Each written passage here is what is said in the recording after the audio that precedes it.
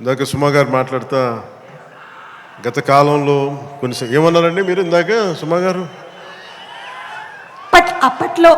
అప్పట్లో లేదండి, అంటే మెల్లిగా నన్ను బీసీ ఎరాలకు పెట్టేశారండి. ఈ మధ్యనే ఓజీ వచ్చిందని కూడా మీరు మర్చిపోయారు. సరే, అంటే నేను రెగ్యులర్గా సినిమాలు చేయకపోవడం వల్ల నన్ను ఇలా మీరు వెనక్కి నెట్టేయడం భావ్యం కాదని బల్లగుద్ది మరీ ఈ సందర్భంలో మీకు తెలియజేస్తాను. బాధ కలిగిస్తున్నాయి నాకు ఈ మాటలు.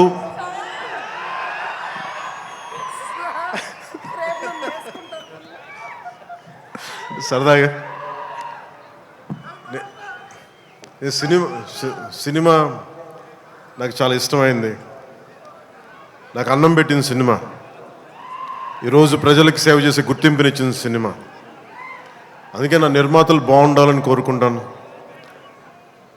సినిమా కోసం ఉత్సాహంతో వచ్చే నా అభిమానులు ఆనందం కలగాలని కోరుకుంటాను. ఎప్పుడు సినిమా ఎలా ఆడాలి, ఎంత బాగా ఆడాలి నాకు తెలియదు. ఎప్పుడు సినిమా రిలీజ్ అయినప్పుడు కలెక్షన్స్ ఎంత ఇప్పుడు అడగలేదు, నాకు తెలియదు ఆ సంగతి. అలాగే నాకు ఏ సినిమా బాగుండాలని కోరుకుంటాను. నేను ఎప్పుడు తెలుగు సినిమా, తమిళ సినిమా ఇలా చూడండి. నేను ఇండియన్ సినిమా అనుకుంటాను. ఎప్పుడు నేను భారతీయ చిత్ర పరిశ్రమ అనుకుంటాను తప్ప ఈ తెలుగు, తమిళ్ లేదంటే హిందీ ఇట్లా అనుకోని. ఎప్పుడు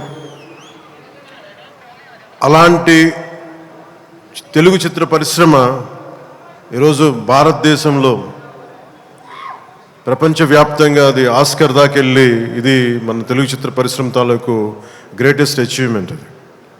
అలాంటి తెలుగు చిత్ర పరిశ్రమలో నాకు చిన్నపాటి భాగస్వామ్యం ఉన్నందుకు చాలా ఆనందంగా ఉంటుంది. ఎప్పుడు నా నిర్మాతలు బాగుండాలని కోరుకుంటాను.